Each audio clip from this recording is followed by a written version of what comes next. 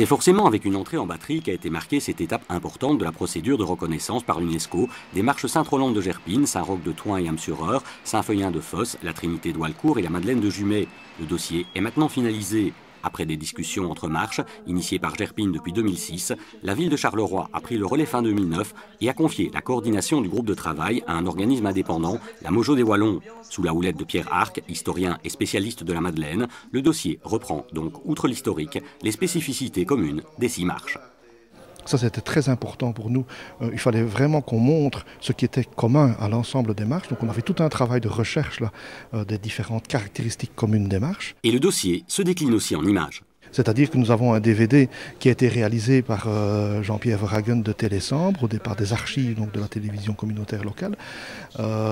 C'était très important aussi parce que l'UNESCO exige un DVD de présentation. Et donc je pense qu'il reflète assez bien en 20 minutes, c'est quand même très très court, l'ensemble de ce que peut être une marche. Donc il explique vraiment la démarche finalement générale dans l'Entre-Sambre-et-Meuse. Et le but poursuivi est bien évidemment de faire connaître notre folklore, malgré les différences entre les marches. Une renommée quand même, qu'on va quand même qualifier d'internationale, puisque l'UNESCO c'est même mondial. Mais enfin voilà, si c'était déjà européen, on serait content, parce que c'est la reconnaissance aussi d'une authenticité et d'un traditionnalisme assez important pour nous et sans doute pour les autres, puisque c'est un des critères que l'UNESCO donne dans sa reconnaissance. En plus du tourisme supplémentaire, et alors figer ces marches dans le temps. Mais une telle reconnaissance permettrait de fixer la tradition. Elle permettrait de fixer la tradition. Elle est déjà bien ancrée dans les 6 sociétés que nous avons ici représentées. Donc le dossier a été remis ici à la commission du patrimoine immatériel de la communauté française ce jeudi.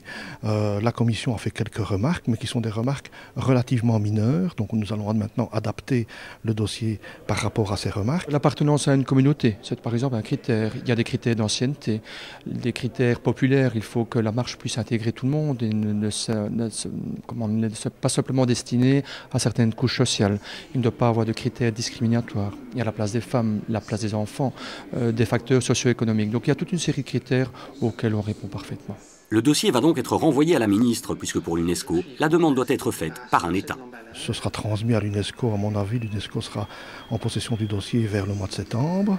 Et donc nous attendons alors l'année prochaine la visite des inspecteurs, des fameux inspecteurs vérificateurs de l'UNESCO. La saison des marches, c'est de mai à septembre, donc ils seront forcément en visite chez nous dans ce laps de temps. Et donc une décision pourrait tomber en 2012.